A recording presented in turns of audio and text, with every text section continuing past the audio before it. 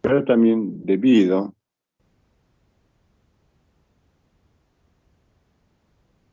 a los movimientos de sismo, ¿no? Cuando hay sismo,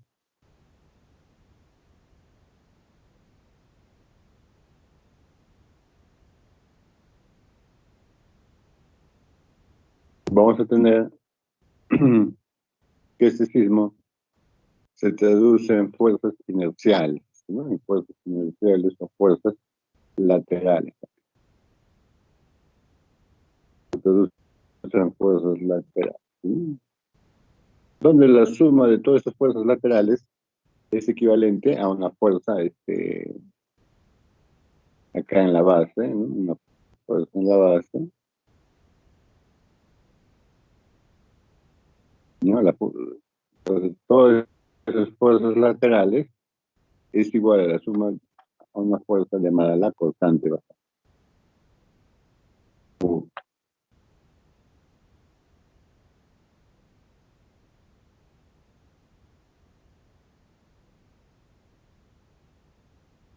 Cortante, una fuerza cortante, ¿no? Equivalente a las fuerzas laterales, esa cortante basal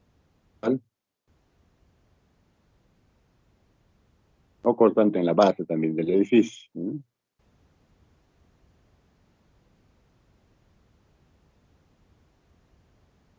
Entonces, la cortante basal viene a ser pues la suma de todas las fuerzas laterales. Entonces, el sismo lo que produce son las fuerzas laterales, ¿no? Debido a las masas que están en los pisos, cada piso tiene su respectiva masa, por decirles, eso, debido al movimiento sísmico, va a generar fuerzas de inercia que se traducen en fuerzas laterales. Todas esas fuerzas laterales es equivalente, ¿no?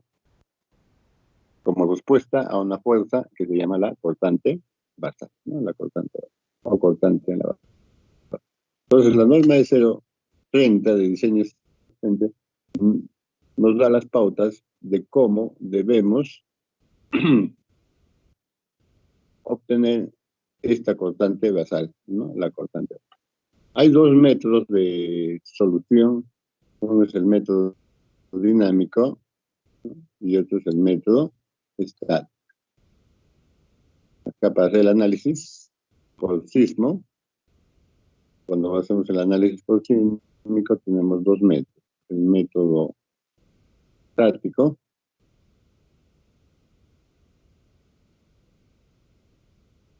o método de cargas equivalentes también. El método y tenemos el método dinámico.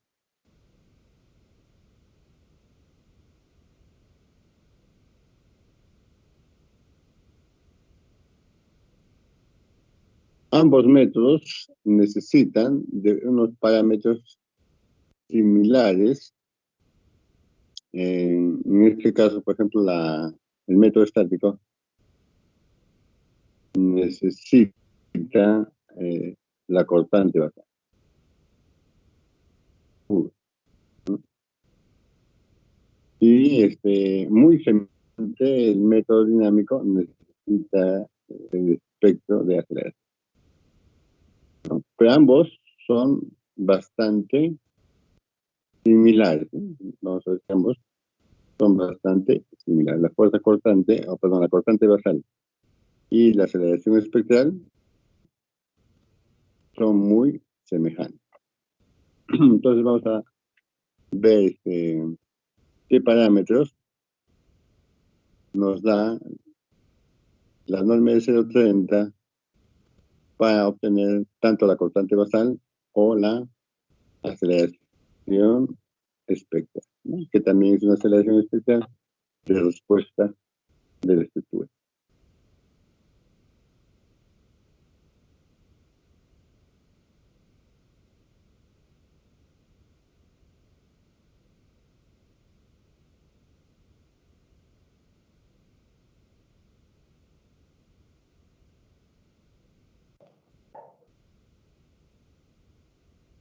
Entonces, un poco viendo sobre la norma de 030, ¿no? Acá pueden ver, es de aplicación obligatoria a nivel nacional, se aplica en todas las edificaciones nuevas, en las edificaciones existentes para repararlas, ¿no? Cuando resulten dañadas por los sismos. ¿Qué nos sirve hacer un diseño sísmico?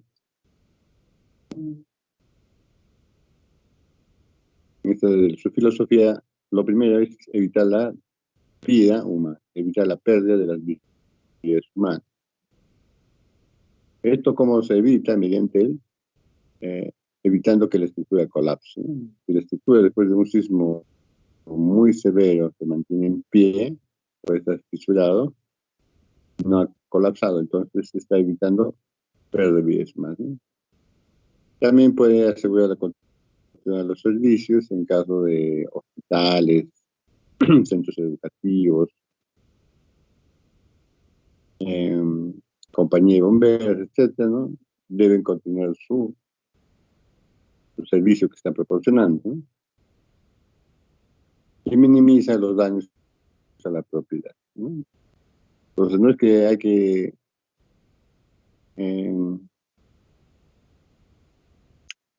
dejar que todas las estructuras se fisuren, ¿no? Sino en ciertas partes, ¿no? Que podrían establecer reparables, ¿no? Entonces, dependiendo de la magnitud del sismo, lo que se busca es minimizar los daños.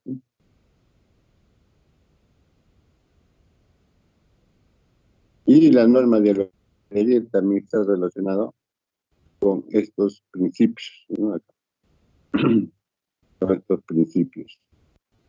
La estructura no debe colapsar ni causar daños graves, aunque podría presentar daños importantes, ¿no? Debido a los movimientos sísmicos calificados como severos en el lugar de proyección.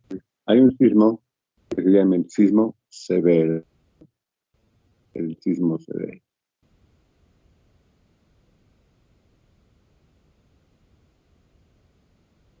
La la estructura debería soportar movimientos de suelo calificados como moderados. Hay un sismo que es moderado, para lugar donde puede experimentar daños reparables dentro de los límites aceptables, ¿no? Entonces, en un sismo moderado puede experimentar algún daño en nuestra estructura dentro de los límites aceptables, ¿no? Entonces, dentro de los límites aceptables vamos a ver pues, en albañilería puede haber fisuración, ¿no? Tal vez de unos muros, ¿no? Pero no de todos, ¿no? De algunos, ¿no? Uno, dos, así como los que se pueden fisurar y se puede reparar, ¿no? En cambio, en un sismo severo se espera más daño, ¿no? Se espera más daño. Pero ya no nos dice que se puede reparar, ¿no? De repente, con un sismo severo ya se podría, de acuerdo a la magnitud de daños, sería más conveniente de repente hacer una nueva edificación, ¿no? Dependiendo de ese momento. Dice, ¿no? Para las edificaciones esenciales, las edificaciones esenciales son las que deben continuar su servicio, ¿no? Después del sismo. Deberían de tener las consideraciones especiales orientadas a lograr que permanezcan en condiciones operativas luego de un sismo severo. Entonces, pasado un sismo severo, las edificaciones esenciales, pues con albañilería tienen que poder ser edificaciones esenciales. Estas sí deben permanecer operativas, ¿no? Operativas.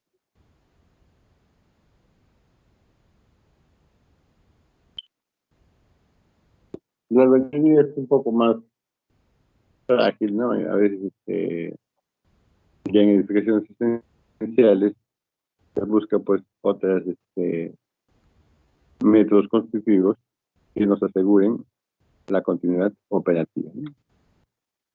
Pero básicamente en las estructuras del baño A y B son las que se tienen en cuenta.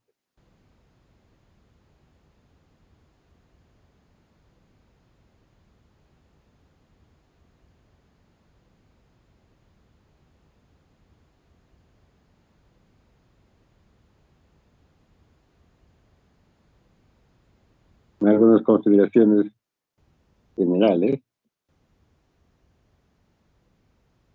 Sabemos, toda edificación y cada una de sus partes debe ser diseñada, construida para resistir solicitaciones sísmicas. Toda la edificación no está buscando una parte, ¿no? Sino todas las partes deben ser diseñadas, ¿no? Y construidas para resistir las solicitaciones sísmicas. No es necesario considerar simultáneamente efectos de sismo y viento. O sea, uno puede analizar por viento en forma muy aparte, ¿no? O también por efecto sismo. Se ha demostrado que las edificaciones de albañilería, cuando uno hace el cálculo de fuerzas de viento, son de menor magnitud que las fuerzas de sismo, ¿no? Pero eso no significa que no tengamos en cuenta este fenómeno también del viento, ¿no? Muchas veces se puede hacer muros muy altos sin confinamiento y debido al viento se han volcado, ¿no? Entonces, una edificación que por viento se haya colapsado, caído, no, más bien serán elementos, ¿no?, susceptibles al viento. Pero para toda la edificación, el sismo pues sí es una fuerza importante.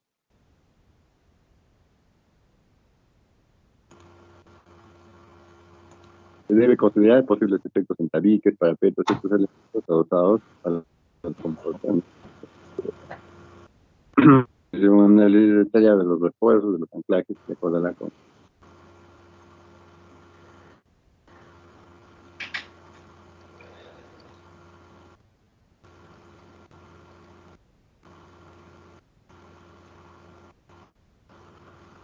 Bien, entonces también acá en este 8.4 dice, se acepta que las edificaciones tengan incursiones inelásticas frente a solicitaciones sísmicas severas. Entonces, cuando hay un sismo severo, la estructura debe tener incursión, o sea, debe comportarse inelásticamente bajo un sismo severo.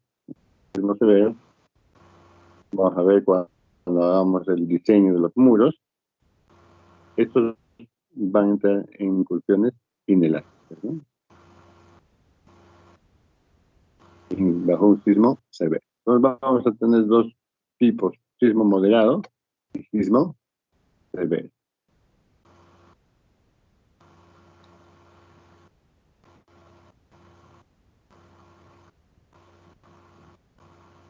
Bueno, cuando se hace un proyecto aquí, el proyecto, ¿qué información deben tener?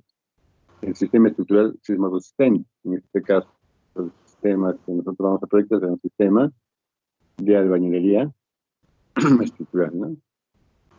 Los periodos de vibración, aunque estos son pequeños para la albañilería, parámetros para definir la fuerza sísmica, es lo que vamos a ver ahora. La fuerza que está en la base, en ambas direcciones, la que vamos a ver ahora también. Luego los desplazamientos máximos, de máximo del nivel. Esto de los desplazamientos máximos en albañilería generalmente se cumple porque se coloca suficiente cantidad de muros, ¿no? Y la cantidad suficiente de muros hace que la estructura sea bastante rígida, y estos desplazamientos son menores a lo que la norma nos establece, ¿no?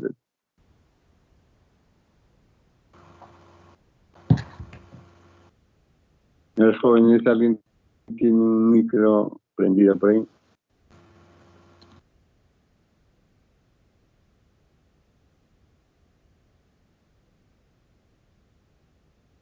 Entonces, ahora vamos a ver esta parte. Los parámetros para definir la fuerza sísmica o efecto de diseño.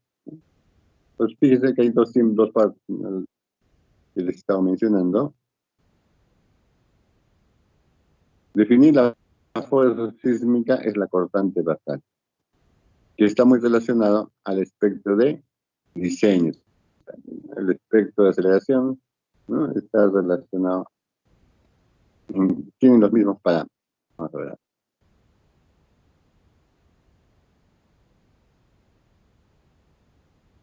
Bien, uno de los parámetros que debemos tener en cuenta es el peligro sísmico. El peligro sísmico. ¿Qué significa peligro? ¿No? Ahí tenemos nuestro país ubicado por 4 zonas de peligro, ¿no? De peligro. El peligro no se puede evitar, ¿no? El peligro ya está ahí. Cuando hacemos un análisis de riesgo, el peligro, ¿no? Ya existe. No depende de modificación, ¿no? Entonces, donde nosotros nos ubiquemos, habrá más peligro o menos peligro. Entonces, cada departamento está dividido en provincias y en distritos, ¿no? De acuerdo a los distritos, se ha zonificado, ¿no? Se ha zonificado. Al final de la norma, vamos a pasarlo rápido nomás, estamos en la página 10, vamos a pasar el último, acá está, casi la norma tiene 80 páginas aquí, vemos que la mitad corresponde a estas tablas de acá, ¿no? La mitad de lo que vemos en el PDF, está en la página 41, acá están todas las zonificaciones, ¿no? Está el departamento, la provincia y el distrito, ¿no? Y según el distrito, acá hay un número, ¿no?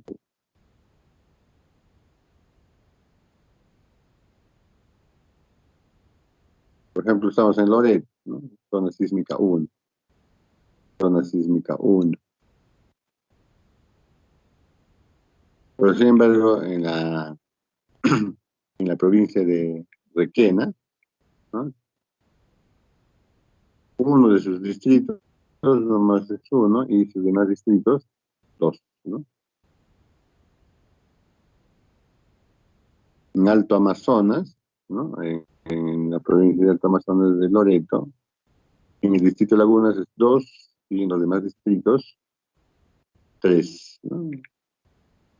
Y así vamos a ir buscando, ¿no? Diferentes departamentos. Tiene un orden no alfabético, no sé cómo es esto, pero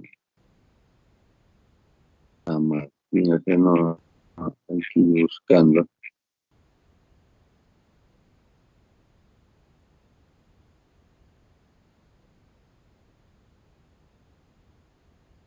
Entonces no tiene un orden alfabético para decir Ancash está primero, ¿no?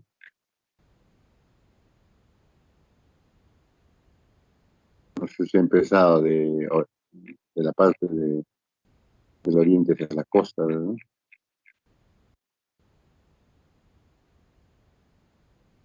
Veamos si encontramos ahí está, en la página 70, ¿no?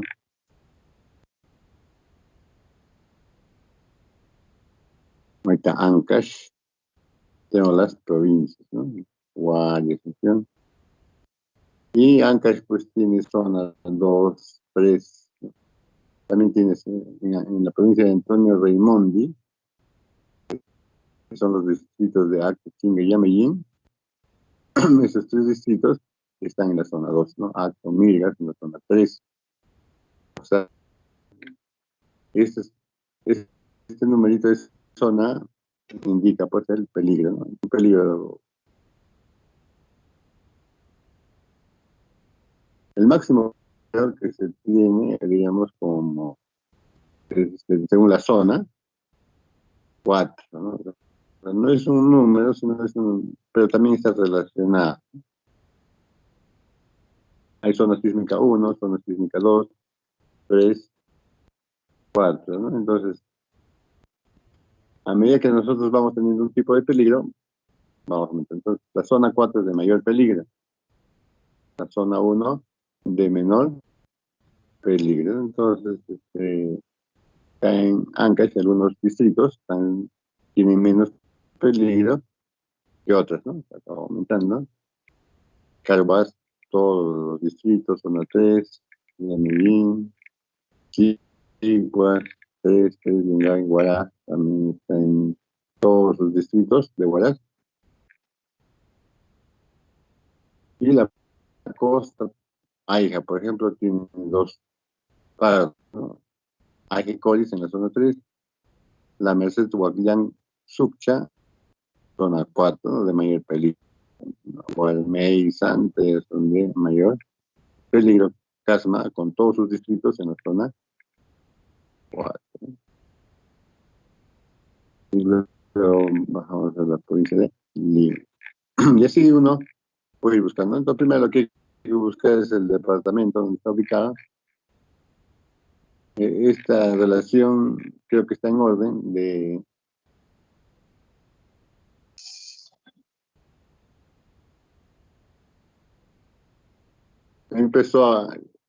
Veo, el orden es de esta forma, ¿no? Empezó con la zona 1, los departamentos, y ya terminaron con Loreto, empezó por Amazonas, luego pasó a Cajamarca, por ahí, Tumbes, y ha bajado, ¿no? Y creo que termina ahí, Tacna, ¿no? Menos en esa, con este criterio así ordenado, esa tablita. Pero ¿qué viene a ser el peligro? ¿No? El peligro.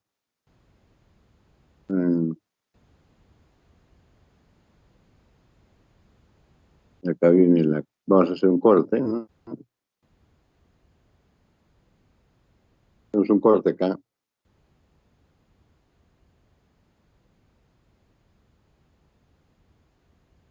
Si hacemos un corte, vemos así, ¿no? El mar, por aquí.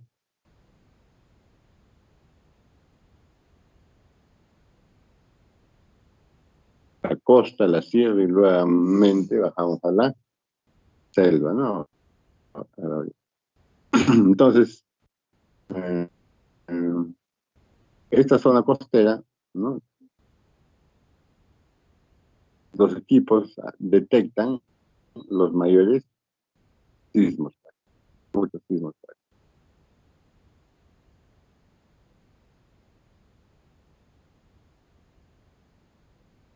en esta parte, muchos sismos. Pero los sismos, cuando se producen, vibra toda lo que se llama el manto basal, ¿no? Esto es una roca, ¿no? Una roca basal. Y el suelo es una capita, ¿no? Entonces es una roca, ¿no? Una zona rocosa. Ups, perdón, pasé por ahí.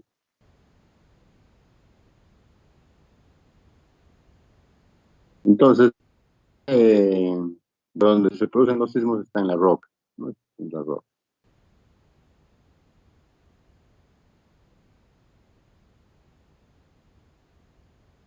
Entonces, cuando las placas tectónicas chocan, producen un sismo, y esto, si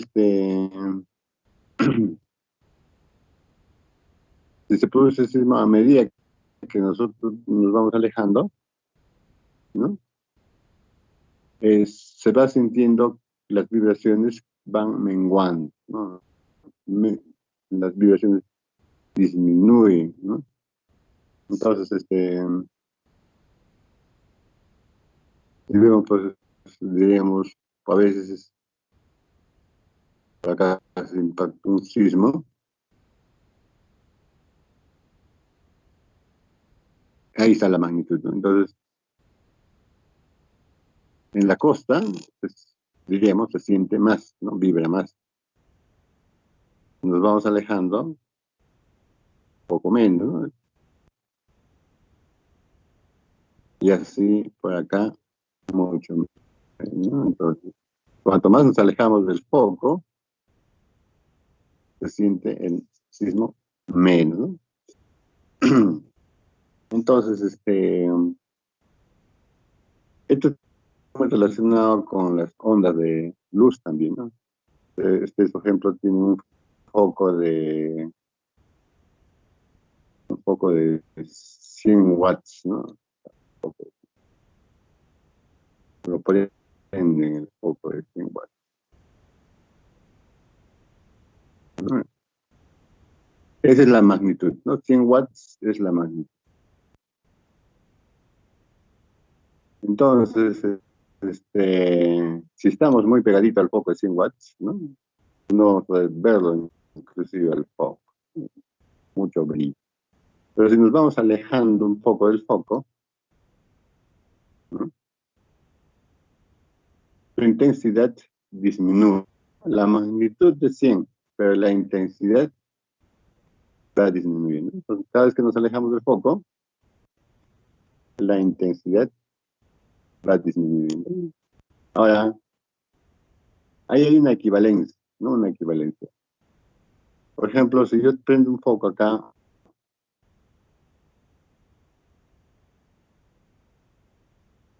en esta parte, ¿no?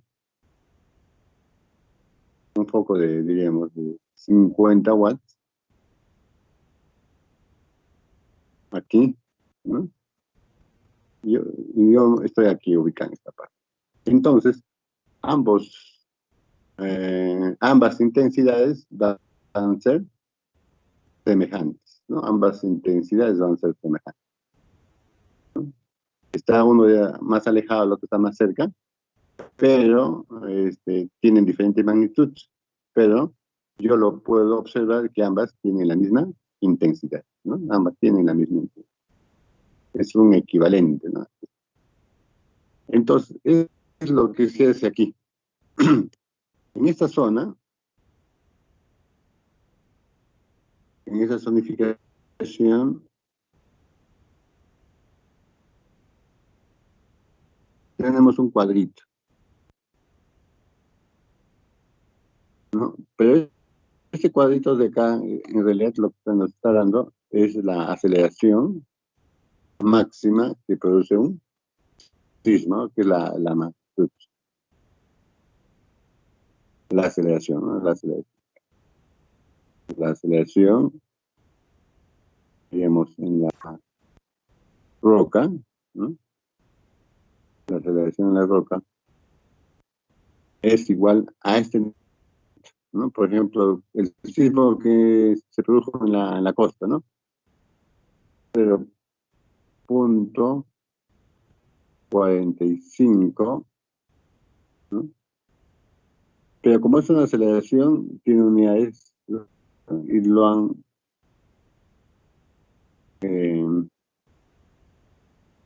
factorizado, la aceleración, en términos de la gravedad, ¿no? ¿Qué es la aceleración de la gravedad? ¿Qué es la aceleración de la gravedad? ¿Cuánto es la aceleración de la gravedad? Factor, se utiliza este factor constante, aunque la aceleración varía de acuerdo al lugar, pero se toma como una constante, diríamos así, ¿no? Es una constante. Entonces yo lo divido, vamos a suponer algo así, ¿no? Tengo los equipos, esto se hace con equipos, ¿no? No es que uno se invente, los equipos obtienen que cuando hay un sismo,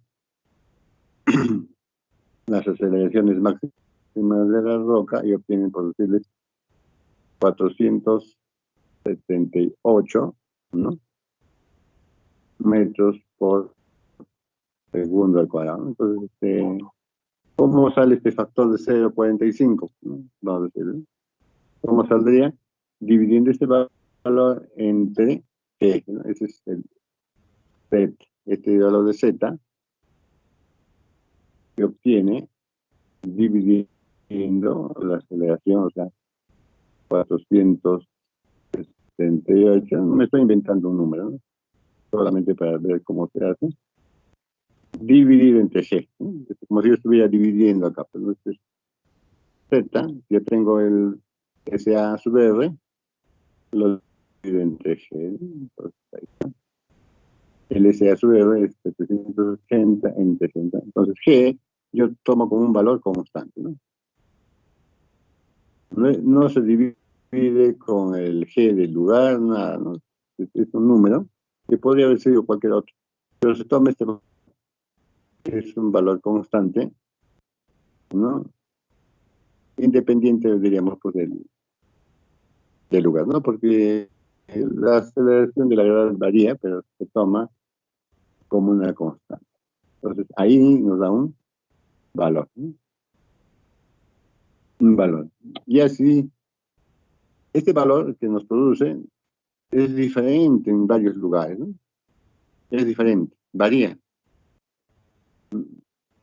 Cuando se hace cálculos aquí, por aquí, en cada un lugar va a tener un valor diferente. Entonces, la norma es 0,30, lo que ha hecho es producirnos un mapa para su mayor facilidad de uso, ¿no? Para su mayor facilidad de uso.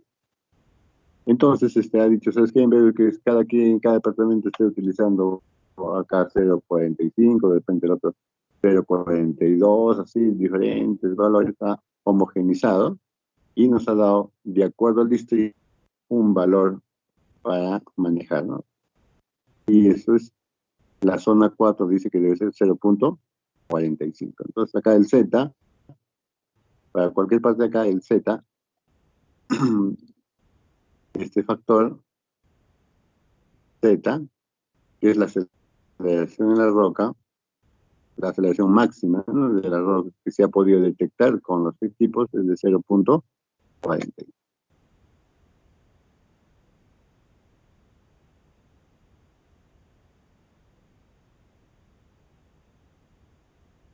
El Z es un factor Z,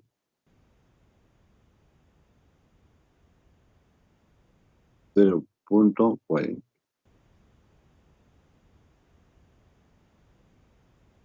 Entonces, como si fuese su magnitud, ¿no? Su magnitud. Y bien, entonces, ahora en esta zona blanca, que es la zona 3, ¿no? Es un equivalente a lo que les estoy dando acá, ¿no? Del foco.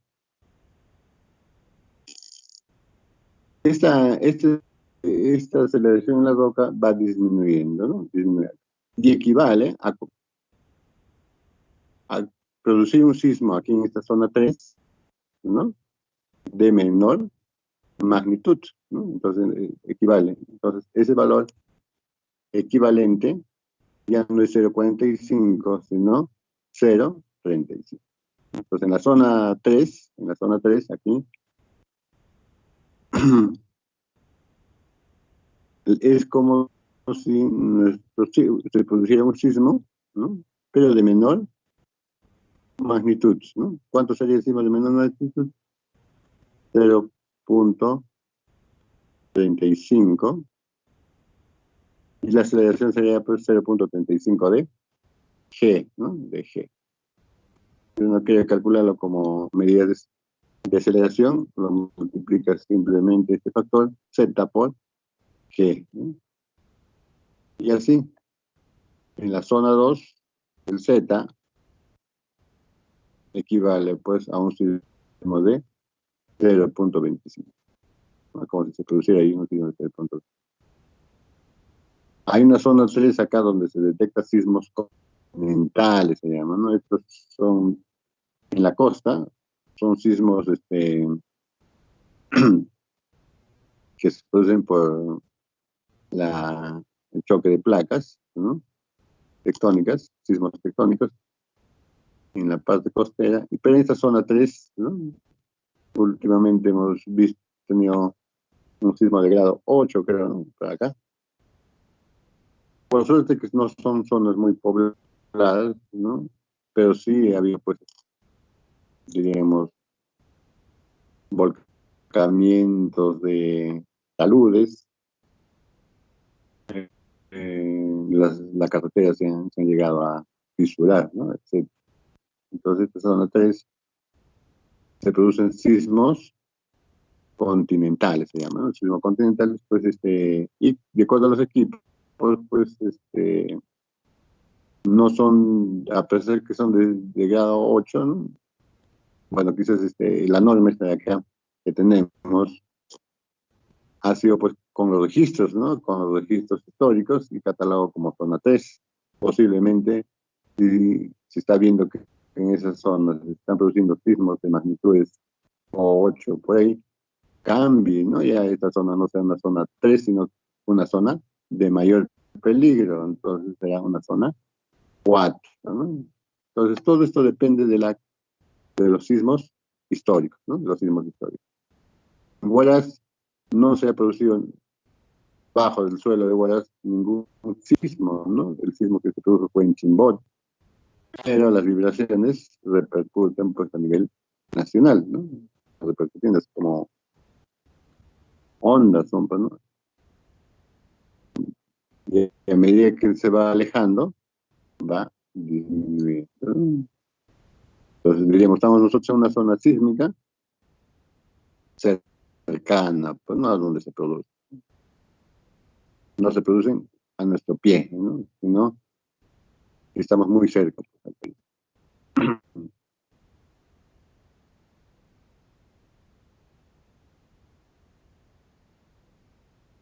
Es como la mordedura de un Doberman, pues, ¿no?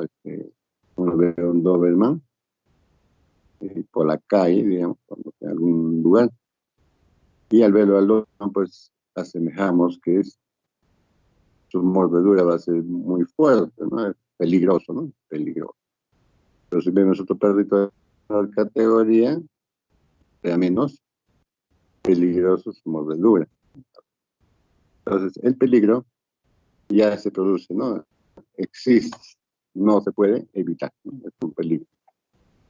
Y la zona de 1, pues es donde los registros, no había ningún sismo en la zona 1, pues no había, pero repercute, ¿no? Repercute, ¿no? Cada vez más lejos, ¿no? La zona va disminuyendo su magnitud, ¿no? Y es un equivalente a, así como cuando nos vamos alejando, de tener un foco, pues, acá, por ejemplo, lo alejo, nosotros estuviéramos por aquí,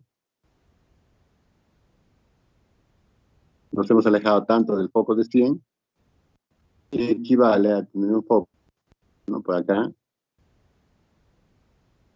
y vale, pues, como tener un foco de 10 watts, ¿no? Por decirle, ¿no? Equivale a lo mismo. Este mismo estudio hacen con las estrellas, ¿no? Para ver qué tan alejadas están de acuerdo a su iluminación, ¿no? Entonces equivale, pues, a tener un foco de 10 watts a nuestra frente, casi, ¿no? Y entonces, eso es en cuanto al peligro. Y vamos a terminar.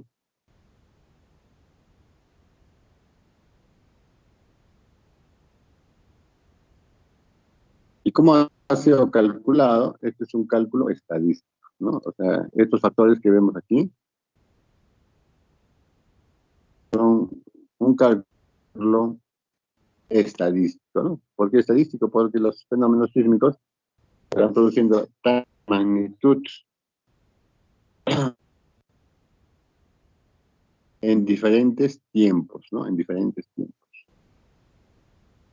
Y se va haciendo una tabla, pues, ¿no? De las magnitudes, ¿no? Tiene un cálculo estadístico que nos dice acá, en cada zona se asigna un factor Z. Este factor se interpreta como la aceleración máxima del suelo rígido, ¿no? Eso es lo que les decía yo. La máxima aceleración de un suelo rígido. Y bueno, acá le dan el nombre de suelo rígido. Yo les hablaba de la roca, ¿no? De la roca abajo. Una roca, o sea, sobre la roca está la tierra, ¿no? Nos dice con una probabilidad del 10% de ser excedida en 50 años. Entonces, este sí es un término de estadístico, ¿no? Nos habla de probabilidades, ¿no? Entonces, no es, esto en probabilidades no significa que cada 50 años se produzca un sismo, no es así de gran magnitud. Eh, sino ya son cálculos estadísticos, ¿no? Son cálculos estadísticos, ¿no? Entonces, esto tendrá su debida interpretación, ¿no? Entonces, calculado pues todo un promedio, ¿no? Y ese promedio, o máximo de repente, se puede hasta un 10% de más todavía le han puesto, ¿no? Y se excedía 50. Entonces, como es probabilidad, ahí viene, pues, lo que ya es el riesgo, ¿no? Entonces, vamos a decir,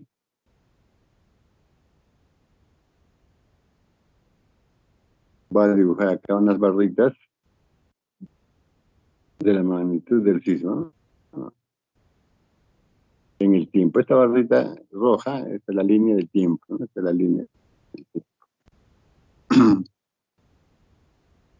La línea del tiempo, en años, ¿no? Entonces, por acá vemos sismo de una determinada magnitud, ¿no? O equivalente también, por acá aumentará, así, ¿no? Todos los días hay sismos que no se sienten, son lejanos, y también por acá puede haber uno, ¿no? Claro.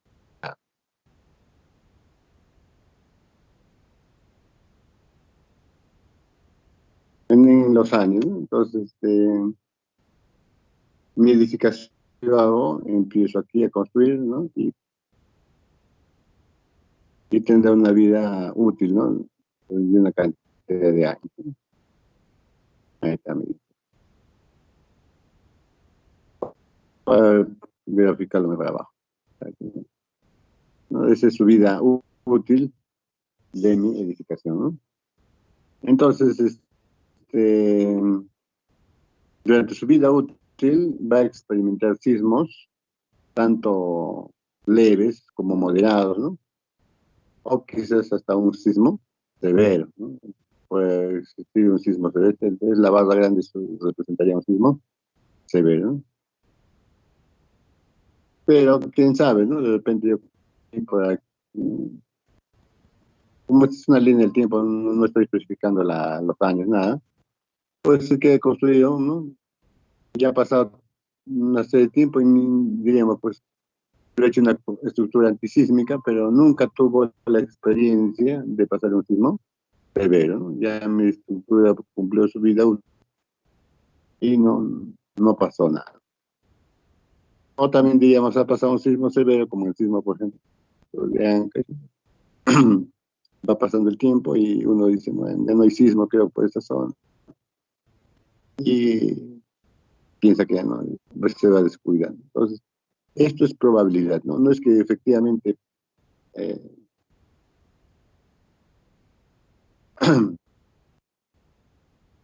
esté pasando sismos severos de una manera, ¿no? Pero no sabemos, no sabemos en qué momento nosotros vamos a hacer la edificación, ¿no? Puede ser que como no también, una línea de tiempo cualquiera, y no sé, que podría o no experimentar algún sismo severo, ¿no? Hasta, quizás hasta un moderado, ni siquiera tampoco.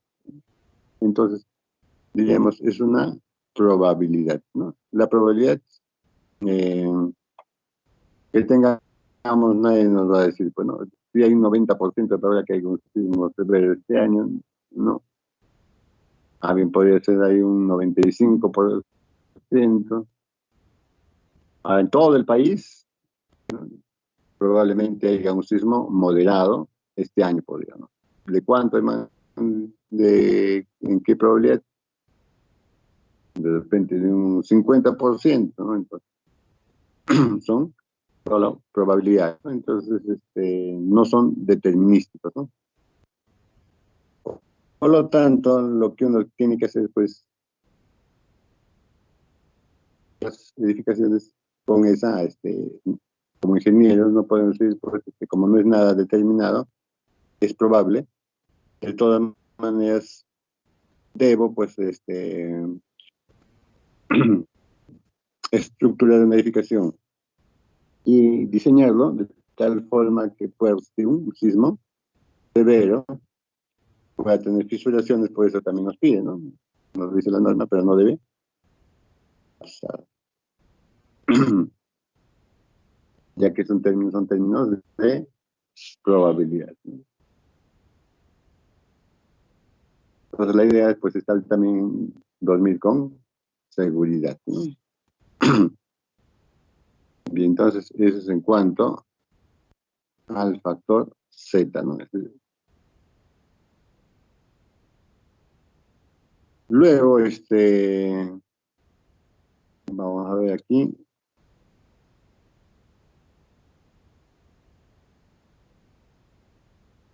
Un poco más ya lo vamos a ampliar.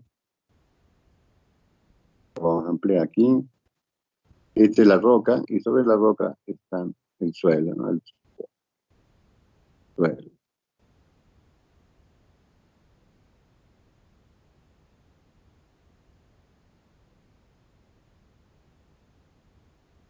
Está la roca, ¿no?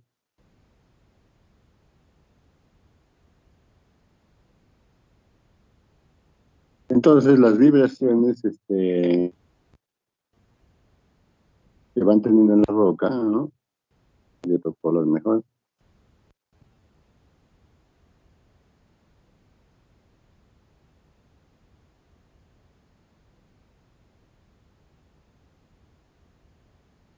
Las ondas, ¿no? Se van transmitiendo.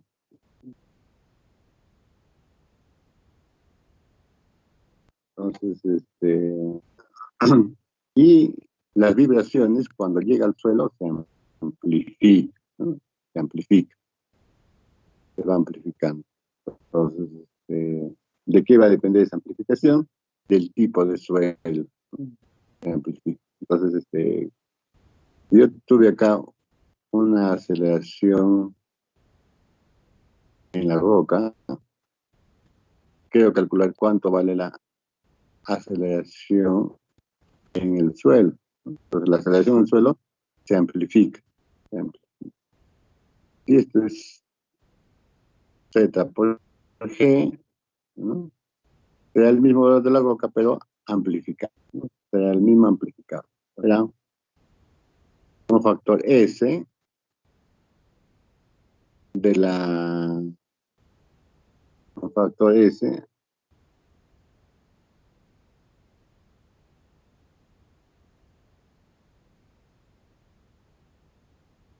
un factor S, ¿no? Este va a ser un factor que va a amplificar la aceleración en la roca. Pues es, amplifica la aceleración. Vamos a poner entre paréntesis. A ver, ¿sí?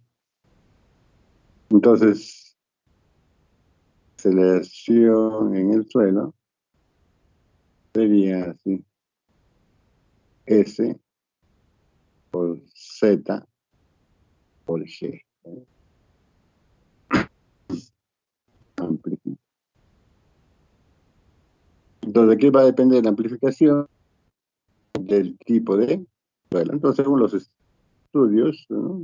Se nota pues que amplifica, ¿no? Entonces, este es muy semejante a poner, tenemos un platillo, ¿no? Vamos después de la roca, y encima colocamos pues una deliciosa gelatina. Entonces uno vibra, ¿no? Vibra acá, es como si vibráramos el platillo, la roca, y la gelatina empieza a vibrar mucho más, ¿no? Todavía, dependiendo entonces de la altura de la gelatina. Si es más alto va a vibrar más todavía. Vibra un poco menos. Más chatito vibra igualito que el plato. Entonces las vibraciones aumentan, y cuando aumenta la vibración, pues es semejante a la magnitud, ¿no? Entonces se hacen unos estudios de sitio, unos estudios geofísicos, y también se va detectando diferentes tipos de suelos, ¿no? Tenemos los perfiles de suelos acá. Un suelo muy duro, roca dura, un suelo muy rígido. Hay un suelo intermedio y un suelo blando. ¿Cómo se detecta a través de ondas sísmicas? ¿No? Las ondas sísmicas se mueven al interior del suelo y hay una onda de corte que se llama, que viaja, y esa onda de corte es muy veloz en la roca, ¿no? Viaja 1500 metros por segundo, entonces sí se va a detectar. Un suelo muy rígido va de 500 a 1500, y un suelo intermedio de 180 a 500, y en los suelos blandos menos de 180. Esta onda de corte, ese en el agua vale cero, porque es muy líquido. Entonces, este tipo de suelo también está relacionado con qué tan blando, qué tan débil es el suelo. Entonces, el suelo son los suelos blandos, que son los más débiles, ¿no? Y estos suelos blandos aumentan la vibración, ¿no? Aumentan. Acá tenemos un resumen, la tabla 2, de los perfiles importantes y un S4 que, de acuerdo al estudio, uno diría pertenece a un tipo, ¿no? Es un suelo que faltaría, el suelo 4 faltaría investigar, ¿no? Ya sea por algún tipo de edificación que nos piden. Entonces, nosotros básicamente vamos a trabajar con estos 4 tipos de...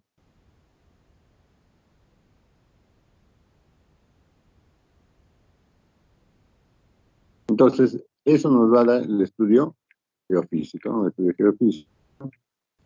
O también ya hay mapas, ¿no? Que van haciendo los municipios, en el cual nos van diciendo qué tipo de suelo tenemos, ¿no?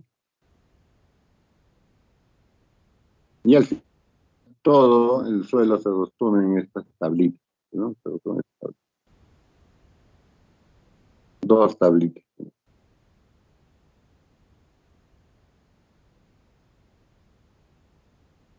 Entonces,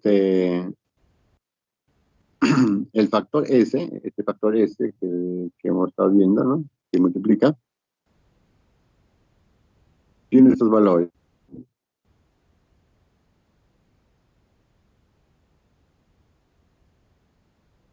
El S1 es un valor de suelo rígido, ¿no? Entonces, por ejemplo, nosotros estamos en la zona 3, ¿no? Si nuestro suelo es de tipo S1, nuestro factor será 1. ¿Qué significa 1? Que el suelo vibra semejante a la roca, ¿no?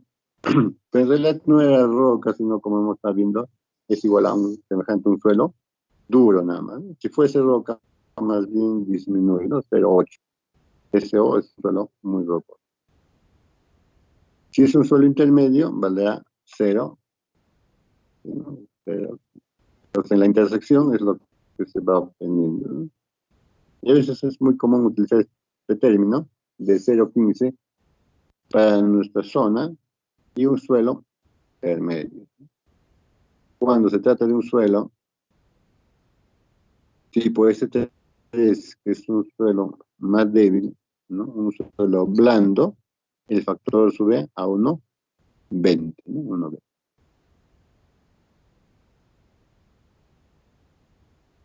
En la zona de la selva, los mantos son mucho más grandes, más flexibles. Y, por ejemplo, la selva, a pesar de ser zona 1, la, la zona 1, ¿no? Suelo blanco, su factor inclusive es doble, 2. Bien, entonces, aquí tenemos en este cuadrito un cuadro de doble entrada dependiendo de la zona y dependiendo del tipo de suelo. Anteriormente la norma simplemente era el suelo, pero cada vez se ha ido perfeccionando las formas de cálculo, las formas de cálculo. De acuerdo a los registros, entonces se ha podido tener un poco más de datos, digamos, ¿no? Para trabajar de una manera más bien. Y también esto está relacionado con estos periodos, ¿no? Hay un espectro que es el espectro de respuesta, ¿no? El espectro de respuesta. El espectro de respuesta nos da por lo que se llama láser espectral y acá el periodo de vibración. Entonces, este espectro de respuesta tiene esta forma.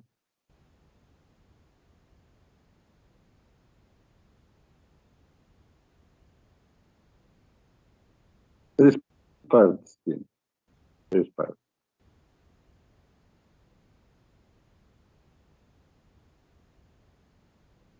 Entonces yo quiero graficar esta respuesta. T es el periodo de mi edificación. Entonces, este segundo cuadrito de la tabla número 4 me especifica estos TP. El TP aquí y el TL. ¿No? Bien. Y empezamos de cero.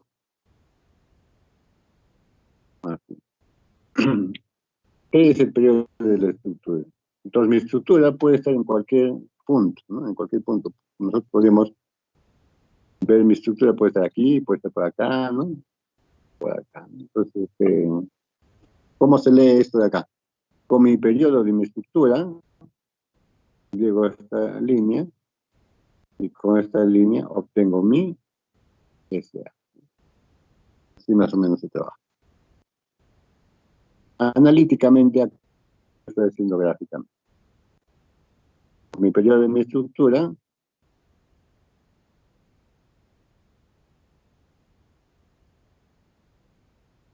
con mi periodo de mi estructura, ahora. Entonces, para eso sirve estos TPTL, ¿no? Para ubicarnos dentro de mi espectro, ¿no? Dentro de mi espectro. Las estructuras tienden a tener muy pequeño las estructuras bajas, las estructuras más bajas. Una estructura de un piso, dos pisos, su periodo de vibración es muy bajo, ¿no? Quizás menos al valor de TP. ¿Cuánto vale ese TP? A ver, veamos.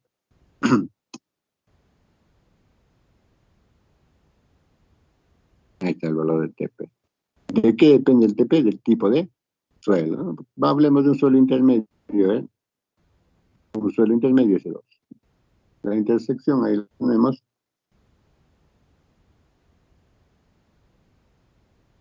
Entonces mi periodo vale 0.0, ¿no? 0. Ese es el TP. Y el TL, que es un poco más, vale 2, ¿no? Vale. Bueno, son solamente ciertos del gráfico, ¿no? No están indicando nada. No están indicando exactamente, ¿no? Mi aceleración, mi gráfico de aceleración lo ha partido en tres partes, ¿no? Entonces, mi edificación de un piso, pues tiene periodos cortos, ¿no? ¿Cuánto vale su periodo de una edificación de un piso?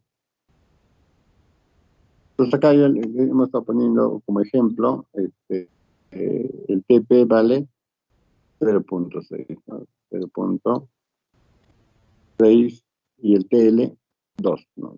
Para un suelo,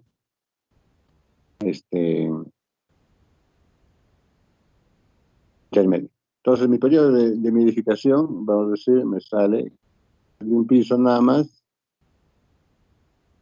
0.1. 0.1. Entonces, yo entro por acá, tabla, ¿no? En mi cuadro 0.1. Por acá estará y obtengo mi aceleración. La edificación de 2 pisos, de 3 pisos va aumentando, ¿no? Si tengo 3 pisos con una edificación un poco más alta,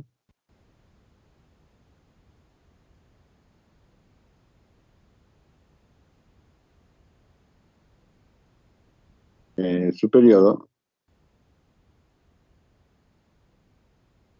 acá le estoy poniendo números nada más, ¿no? Valga así exactamente. Más es 0. De 3 pisos, 0.25. Entonces también está por acá, ¿no? Entonces, ¿de qué va a depender también? Si es de pórticos, ¿no? Si tiene placas, si tiene muros de albañilería. Las edificaciones de albañilería son más rígidas, ¿no? Y aún edificaciones de albañilería de albañilería hasta 5 pisos, los periodos son bastante bajos, ¿no?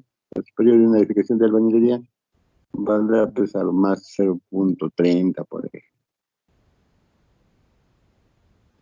0.30. Entonces, se encuentra en esta parte, ¿no? Desde 0 hasta P, ¿no? Toda esta parte. Ahí no, ¿no? Nuestra edificación de albañilería. Cuando son edificaciones cada vez más altas, ¿no? 8 pisos, 9 pisos en pórticos, su periodo de vibración va aumentando. PATL generalmente, ¿no? Ya, bueno, si es un edificio muy flexible, ¿no? Llegará al término de TL, ¿no? De 2 segundos. Casi no hay edificios que tengan ese tipo de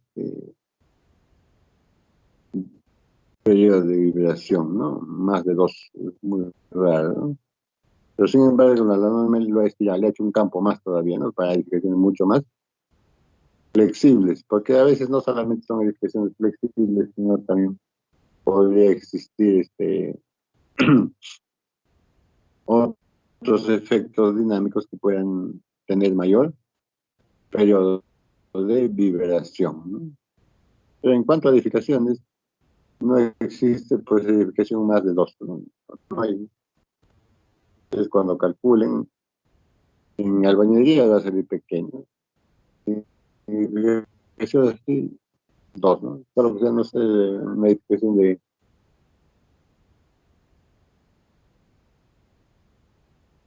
50 pisos, un piso de repente sale más flexible. Bien, entonces, este segundo cuadrito se utiliza para partir nuestro espectro. Este SA es el espectro de respuesta, se llama, ¿no? El espectro de respuesta. No es el espectro del suelo, no es la aceleración de la roca, ¿no? Ni la aceleración del suelo, sino es la aceleración de la edificación, ¿no? La respuesta de la edificación. Entonces, ¿cómo sale este cuadrito? Vamos a ver con este factor de amplificación, C, ¿no? Este factor de amplificación. Vamos a borrar esto. Para no ir borrándolo, este SA que tenemos acá, y es la respuesta, ¿no? La respuesta de mi edificación. De acuerdo al periodo de la edificación, ¿qué respuesta va a tener? Entonces, es un factor C multiplicado por la máxima aceleración del suelo. Habíamos visto que la aceleración del suelo, SA, S le habíamos puesto. Entonces, la aceleración, la respuesta ya de la edificación, es un coeficiente C que depende del periodo de la edificación, multiplicado por el factor S, multiplicado por el factor Z, y la aceleración del suelo. Entonces, todos esos 3 factores nos dan la respuesta, ¿no? Entonces viene a ser SA, es la respuesta de la edificación, ¿no? Depende del periodo de vibración, entonces, de la estructura, ¿no? Ya no es el peligro, sino más bien es la respuesta de la edificación, SA. Entonces, vamos aquí, y ahí están los factores de C, son 3, habíamos visto ahí. Nuevamente vamos a tenerlos, y este C, como multiplica todo, ¿no? Tiene esta forma también. Así lo dibujo porque son de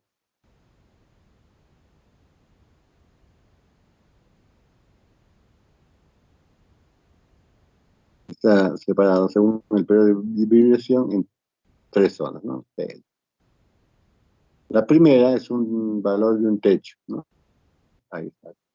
Cuando mi estructura tiene un periodo de vibración menor a TP, su respuesta va a ser multiplicada por 2.5, a lo que da el suelo.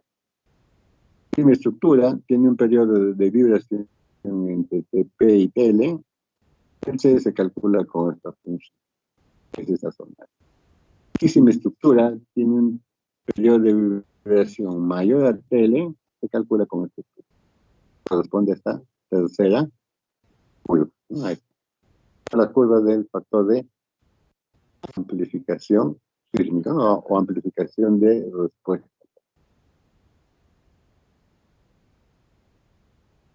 Bien.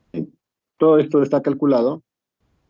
Esta respuesta de acá que hemos visto, se calcula mediante un sistema elástico, ¿no? Un sistema elástico, no mediante un sistema inelástico, ¿no? Entonces,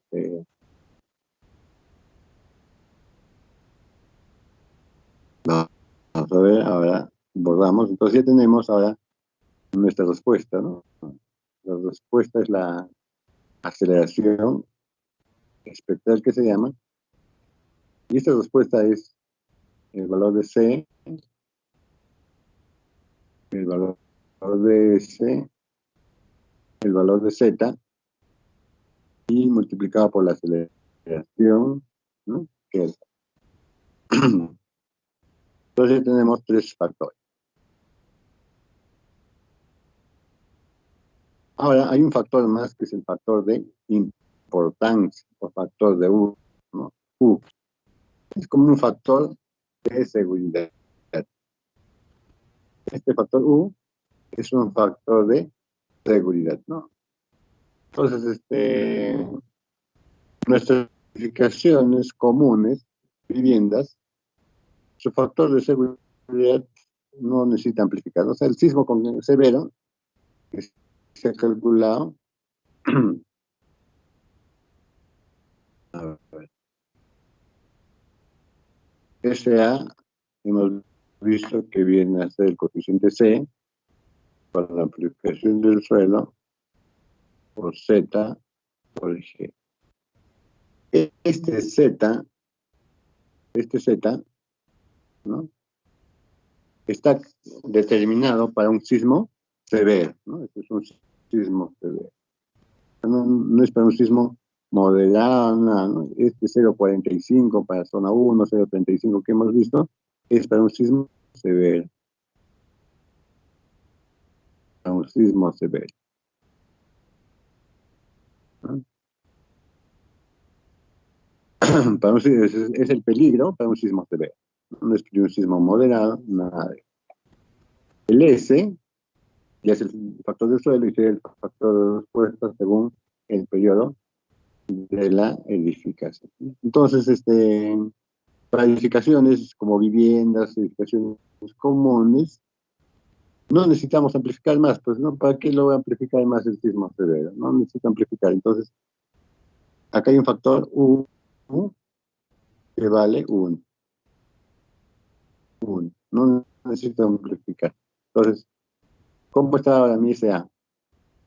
Mi SA estaría multiplicado por U un factor de importancia, C, S, Z y G. Así estaría multiplicado, ¿no? Entonces, el factor de según la importancia. Cuando son edificaciones importantes, ¿no?, donde se reúnen gran cantidad de personas, le han aumentado, ¿no? Entonces, dicen, vamos a darle un 30% más, ¿no?, de valor, ¿no?, al valor que se ha encontrado, este valor inicial, lo multiplicamos por 1.3, un poco más, ¿no?, de seguridad, ¿no? Y cuando son esenciales, ¿qué significa esencial? Que no deben colapsar, perdón, que deben continuar con su con su actividad después de un sismo. Entonces aquí le vamos a dar un factor de un 50% más, ¿no? 1.6. Entonces hasta ahí se ha determinado. Y esto es para sismo severo, pues, ¿no? Al sismo severo todo se le da por 1.5 a todos los factores, ¿no? Pero no estamos hablando de un sismo moderado. Ni a la edificación común, estamos diciendo, a la edificación común hay que dejarlo con menos sismo, ¿no? Estar trabajando con el sismo severo, ¿no? Solo que no es necesario amplificarlo más, ¿no? Ya está trabajando con sismo severo, según el tipo de suelo, según la edificación, no necesitamos amplificarlo. Pero para edificaciones esenciales, sí, las normas nos dicen amplifica un poco más, amplifica un poco más. ¿No? Entonces aumenta, ¿no? Aumenta. Con esto se asegura de que continúe su servicio después de un sismo severo, ¿no? Entonces, nuestra aceleración de respuesta sería, bueno, acá no se pronuncia bien, ¿no? Entonces, como no se puede hablar de este término, lo han ordenado, ¿no? El orden de los factores dice no altera el resultado, ¿no? Vamos a ordenarlo de esa forma. ¿Qué les parece si pongo primero Z acá? Luego pongo el U, luego pongo la C, luego pongo la S y G va al último, ¿no? Que es su unidad. Entonces, SUX, ¿no? A ver si se lee mejor, ¿no? Acá, se lee mejor. Entonces, simplemente los factores se han ordenado para poder pronunciar, ¿no? De una mejor manera. SUX, ¿no? Entonces, la aceleración espectral es multiplicado por G, ¿no? Listo. Entonces, hasta ahí tenemos. Esta es la aceleración elástica, ¿no? Elástica. La respuesta elástica. Esto se llama respuesta elástica. Porque se ha calculado con sistemas elásticos. Respuesta elástica.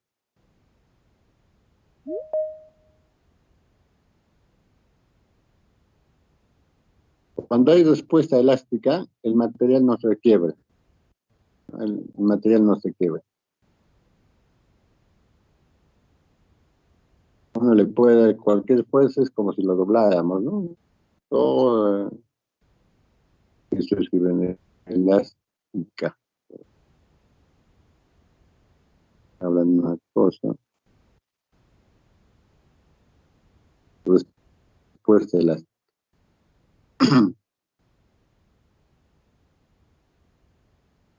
Es como si tuvieras una edificación de nieve, ¿no? Uno lo vibra por ahí, todo se puede deformar y no le pasa nada. Es la respuesta elástica.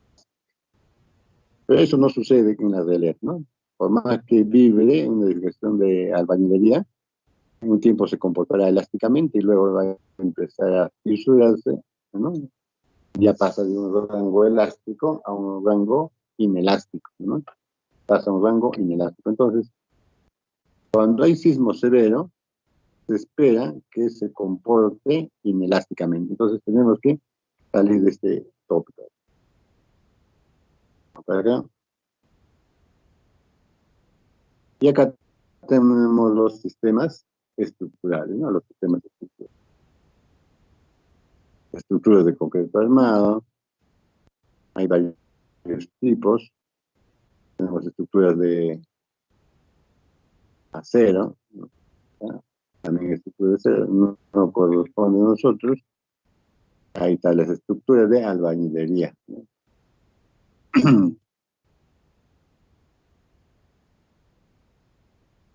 ¿Qué nos dice de las edificaciones, ¿no? De albañilería? Son edificaciones cuyos elementos sismos resistentes, ¿cuáles son los elementos sismos resistentes? Muros, ¿no? Los muros son los elementos sismos resistentes.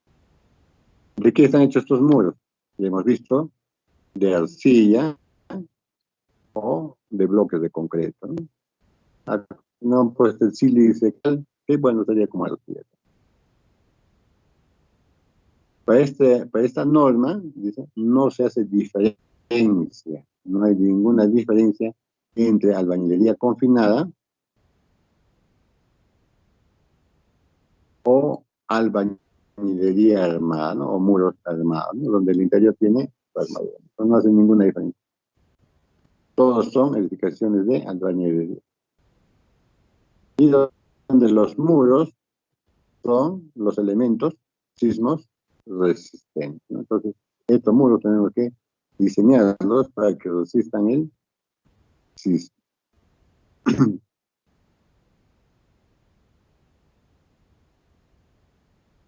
Esa tablita de acá es un poco para saber cómo vamos a estructurar, ¿no?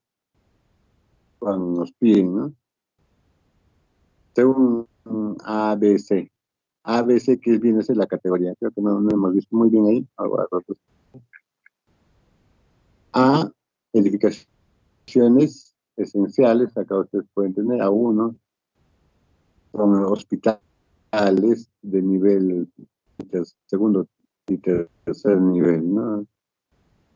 Luego B, edificaciones importantes, y C, edificaciones como la edificación es A1, ¿no? Dice se deben, ¿qué tipo de edificación debe tener ahí?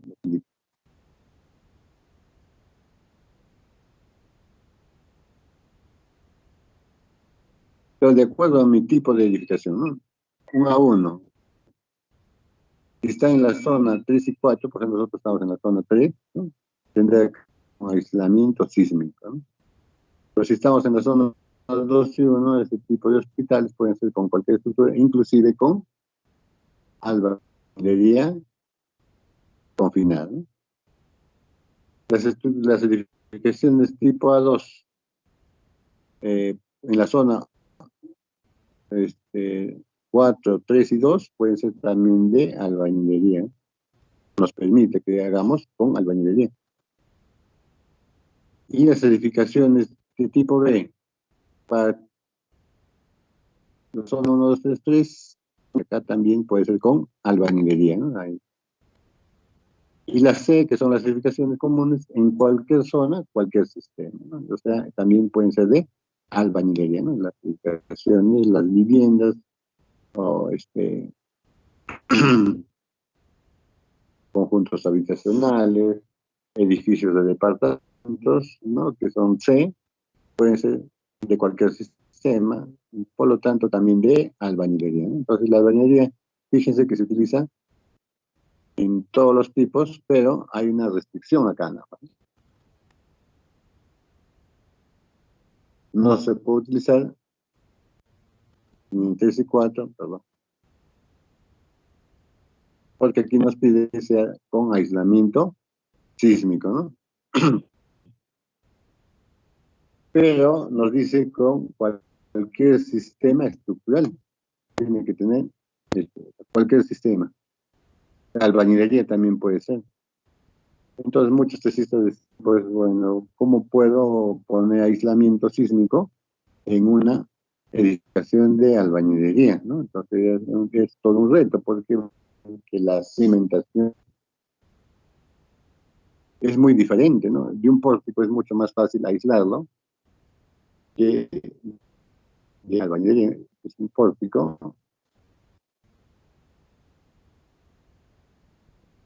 es un pórtico de edificación, y que los pórticos descansan en zapatos, ¿no? Descansan en zapatos. Entonces, debajo de la columna se puede poner el dispositivo, ¿no? Los aisladores. Debajo de las columnas se ponen los aisladores. Pero en albañilería no hay columnas, ¿no? Sino son muros, son muros. Entonces, ¿cómo hacemos cuando hay muros, ¿no? Porque todo el muro está en una cimentación, ¿sí? Todo el muro va a tener una cimentación. Entonces, ya no es poner un aislador, sino tendría que ser un conjunto de aisladores, otro tipo de mecanismo, ¿no? Que aísle. Entonces, ya es todo un reto, diríamos, aislar una edificación de albañilería, ¿no? Porque son muros los que se presentan, ya mucho más complejo, ¿no? Entonces, en pórticos es más sencillo ponerle aisladores, ¿no? Que en una edificación de albañilería. Y es por eso que muchas edificaciones como hospitales que hacen con aislamiento sísmico no las hacen pues con albañilería, ¿no? Sino todo pórtico, ¿no? Que sea pórtico de concreto, pórticos de acero. Bien, finalizamos aquí.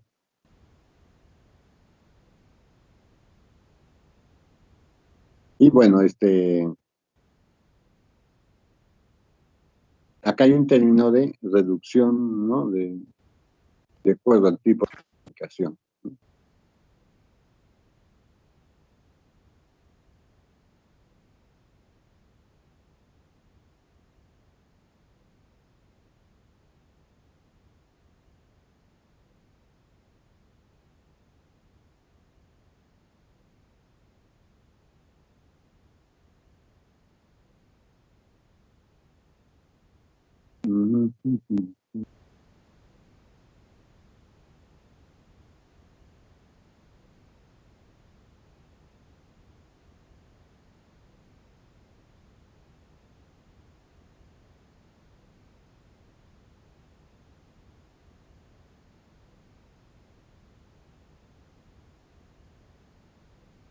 Entonces acá tengo un gráfico de fuerza sísmica versus desplazamiento.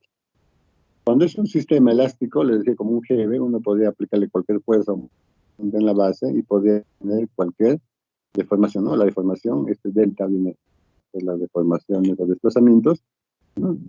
¿No? Van y vuelven, entonces, según aumenta la fuerza, se deforma, ¿no? Pero sin embargo, en estructuras de albañilería o de concreto o de acero, siempre van a tener un límite, ¿no? Un límite. Y se quiebran así, ¿no? Se quiebran, se rompen, ¿no? Pero sin embargo,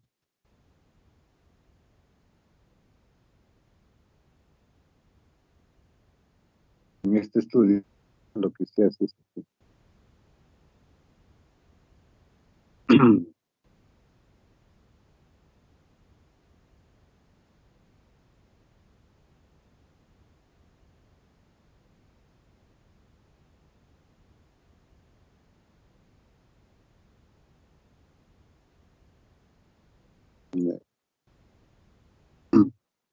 hay una fuerza, llamémosle una fuerza 1, que me produce un desplazamiento, una deformación elástica, ¿no?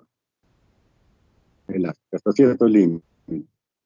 A partir de ahí, ¿no? La estructura empieza a fisurar y empieza a disipar energía. Entonces ya no le puedo aumentar más fuerza de F1. Por más fuerza que le aplique, ¿no? Ya no puede.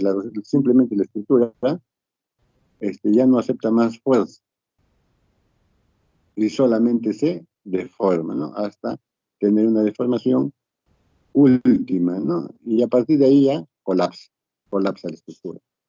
Entonces, esa deformación inelástica que tiene se llama, pues, se debe a la ductilidad, ¿no? La estructura empieza a deformar. Entonces, esta relación entre el desplazamiento inelástico y este desplazamiento elástico, hay un factor que se llama R, ¿no?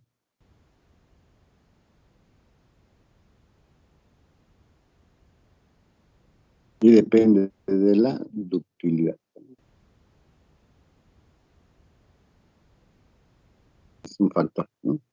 Cuanto más dúctil, el R es mucho mayor, ¿no? Mayor. Llámele, insisto, se deforma 1 centímetro, ¿no? Ahí nomás con 1 centímetro se quiebra, pero la estructura todavía puede deformarse hasta, diríamos, 8 centímetros. Entonces, ¿cuánto sería el R? El R sería 8/1, ¿no? El R sería 8/1. Entonces, el R me da 8, es un factor. Entonces, 8 es la máxima deformación que colapsar, ¿no? Sin colapsar. Y así se hace el estudio elástico, ¿no? Se estudia diferentes tipos de estructuras y se va teniendo cuánto es su deformación elástica y cuánto es su deformación última, ¿no? Entonces, de ahí salen estos valores, ¿no? De acá, que tenemos. Cuanto más dúctil es, tiene valores más altos. La albañilería armada o confinada es menos dúctil y solamente tiene un factor de 3, ¿no? 3. Entonces, la fuerza elástica equivalente debería llegar hasta acá, ¿no? La fuerza elástica. Esta es la fuerza elástica, la fuerza última, ¿no? Así.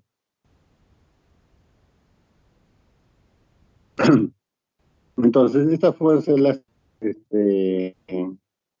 está relacionada también con este valor, ¿no? Con el SA,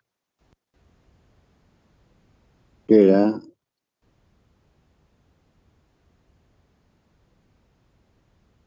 flux, ¿no? Por G. Para que se convierta en fuerza, se va a multiplicar por la, ¿no? Entonces, cuando se multiplica por la masa de la edificación, se convierte en fuerza. Entonces, esta es la fuerza máxima que se debe tener, con la cual se debe tener el máximo desplazamiento, ¿no? Elástico, el máximo desplazamiento elástico. Pero como no se quiere tener esta fuerza, sino que la estructura incursione en el rango inelástico, la fuerza se va a disminuir, ¿no? Se disminuye. ¿Y cómo se disminuye? Factorizándolo con el factor de reducción R, ¿no?